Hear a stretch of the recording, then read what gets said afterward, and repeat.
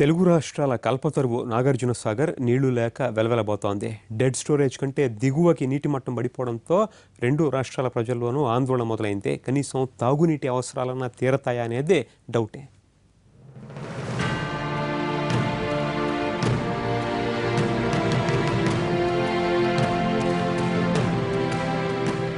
ఎగువ ప్రాంతం నుంచి ఎలాంటి ఇన్ఫ్లో లేదు. ఉన్న నీరేమో అంతకంతకు తగ్గిపోతోంది. నాగార్జున సాగర్ పరిస్థితి చూసి రైతుల గుండె చేరువవుతుంటే తాగునీటి కోసం పల్లెలు ఆశగా ఎదురు చూస్తున్నాయి. సాగర్లో నీటి మట్టం 508.40 అడుగులు ఉంది.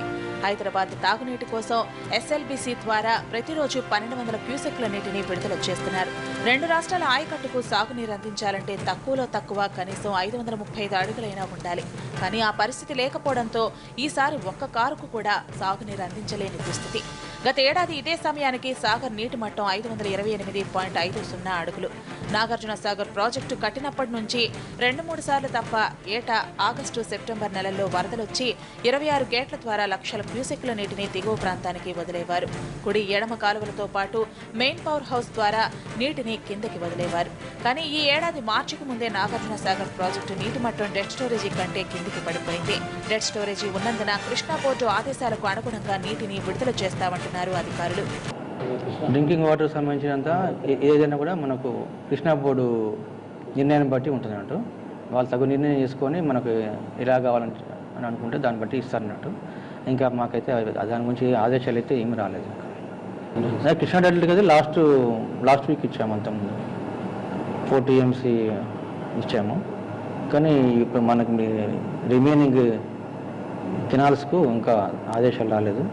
వస్తే దాని గురించి ఆదేశాలు రాగానే దాన్ని బట్టి తగు చర్య తీసుకుంటాం. నాగార్జున సాగర్ ప్రాజెక్టుకి ఇలాంటి పరిస్థితి ఎప్పుడూ రాలేదు. ప్రతి సంవత్సరం 2 తెలుగు రాష్ట్రాల్లో 22 లక్షల ఎకరాలకు సాగునీరు అందించే సాగర్ ఈసారి 1 ఎకరానికి కూడా నీరందించలేకపోయింది. కనీసం తాగునీటి అవసరాలు కూడా తీరేలా లేవు. ఎగువ ప్రాంతంలో అంతంత మాత్రంగా కురిసిన వర్షాలకు తోడు ప్రాజెక్టు పూడికతో నిండటం కూడా ఈ దుస్థితికి కారణమని నిపుణులు చెబుతున్నారు. నాగార్జున సాగర్ పూర్తి స్థాయి నీటి మట్టం 590 అడుగులైతే 510 అడుగుల్ని డెడ్ స్టోరేజీగా పరిగణిస్తారు. అయితే ప్రస్తుతం ప్రాజెక్టులో ఉన్నది 508.40 అడుగులే. అంటే డెడ్ స్టోరేజీ కన్నా తక్కువ. శ్రీశైలంలో విద్యుతుత్పత్తి అయ్యాక విడుదలయ్యే కొద్దిపాటి నీరు అప్పుడప్పుడు ప్రాజెక్టులోకి వచ్చి చేరేది. కానీ ఇప్పుడు అది లేదు. పరిస్థితి ఇలాగే ఉంటే చుక్క నీరు లేకుండా ప్రాజెక్టు పూర్తిగా ఎండిపోయే ప్రమాదం పొంచి ఉంది. నీళ్లున్నప్పుడు మొత్తం పచ్చని పైరు లెక్క ఉన్నాయి. రైతులకు బాగుంది, కూలీలకు బాగుంది, మంచిగా బాగుంది, పచ్చదనంగా ఉంది. ఇప్పుడు 2 కార్ల పంట పోయింది, మొత్తం నష్టం అయిపోయింది. మొత్తం దేశం మొత్తం చూస్తే ఆకులు బర్రెలు గొడ్ల మీద లేకుండా అయిపోయింది, మంచి నీళ్ళు కరువు అయిపోయింది. కాబట్టి ఇప్పుడు మాకు నీళ్ళకు ఇబ్బంది లేకుండా చేయాలి. అసలు 2 కార్లు కూడా ఇక్కడ ఏం లేదండి. అసలు పొలాలు అసలు మాకు పని దొరకట్లేదు. ఇక్కడ కూలీ లేదు, మాకు అసలు ఏం లేదు. మేము బతికేది చాలా తీవ్రంగా ఉందండి. అసలు మాకు నీళ్ళు వదలాలండి. పొలాల్లో అసలు 2 కార్లు కూడా పొలాలు లేవు మాకు. వేసవికి ముందే మండుతున్న ఎండలతో భూగర్భ జలాలు సైతం పాతాళానికి పడిపోతున్నాయి. ఇప్పటికే నల్గొండ జిల్లాలో సుమారు 20 మీటర్ల లోతుకు భూగర్భ జలాలు ఇంకిపోయినట్లు నిపుణుల అంచనా. పొట్ట దశలో ఉన్న వరి పంట రైతుల్ని వెక్కిరిస్తోంది. సాగర్ ఆయకట్టులోనే కాదు, జిల్లా వ్యాప్తంగా వరి నాట్లు వేసిన రైతులందరిది ఇదే దుస్థితి. పంటల్ని తోటల్ని కాపాడుకునేందుకు రైతులు నానా అవస్థలు పడుతున్నారు. తమకున్న కొద్దిపాటి భూమిలో ఎక్కడో చోట నీళ్లు పడకపోతాయా అని బోర్లు వేస్తూ భగీరథ ప్రయత్నాలు చేస్తున్నారు. కొందరు రైతులు ట్యాంకర్ల సాయంతో పంటల్ని కాపాడుకునేందుకు ప్రయాసపడుతున్నారు.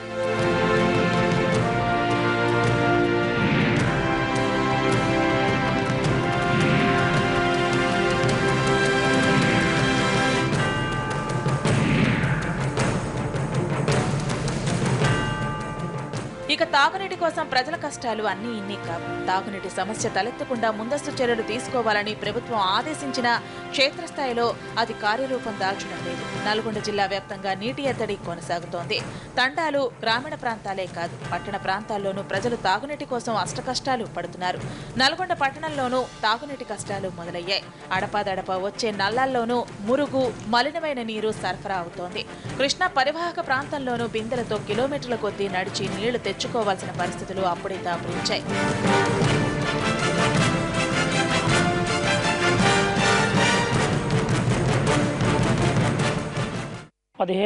నెల 15 రోజుల నుంచి ఇక్కడ నీటి సమస్య బాగా ఉన్నదండి. ఇంకా ఎండాకాలమే స్టార్ట్ కాలేదు. కనీసం కొత్తపల్లిలో ఒక 25-30 మంది బోర్లు వేయించారండి. సుక్క నీరు పడలేదు. కాబట్టి సాగర్ నుంచి నీటి విడుదల చేస్తే కొంచెం భూగర్భ జలాలన్నా కొంచెం మంచిగా అవి జనాలకి నీరు దొరుకుతుంది, తాగునీరు వదలాలని చెప్పేసి మేము కోరుకుంటున్నాము. సాగరు 2 సంవత్సరాలు 2 కార్ల నుంచి వాటర్ లేవండి. ఊర్లు చాలా బోర్లు వేసుకుందామన్నా బోర్లు పడే పరిస్థితి లేదు. వాటర్ లేక పశువులు కానీ లేకపోతే ఈ మేకలు జువాలు బాగా ఇబ్బంది పడుతున్నాయి. కాబట్టి మాకు కొద్దిగా ఏదైనా నీళ్లు ఇచ్చే ఉపాయం చేసి చెర్లు కానీ కుంటలు కానీ నింపితే బాగుంటుందని మా ఆలోచన అండి. మండుతున్న ఎండలకు పంట భూములు నెర్రలు పారుతుంటే పశువులు కూడా దాహంతో అలమటిస్తున్నాయి. రైతులతో పాటు వ్యవసాయ కూలీలు పనులు లేక పొట్టపోసుకునేందుకు వలసపాట పడుతున్నారు. ఆయకట్టు కింద చాలా మంది రైతులు బోర్లు వేయించుకుంటున్నా అది వృధా ప్రయాసగానే మిగిలిపోతోంది. మేత కూడా పెట్టలేక పశువుల్ని తక్కువ ధరకు తెగ నమ్ముకోవాల్సి వస్తోందని రైతులు ఆవేదన చెందుతున్నారు. ఇప్పుడే ఇలా ఉంటే భవిష్యత్తును తలుచుకుంటేనే భయమేస్తున్న పరిస్థితి. కరువు కష్టాల నుంచి గట్టెక్కించేందుకు పాలకులు ఎలాంటి చర్యలు చేపడతారో చూడాలి.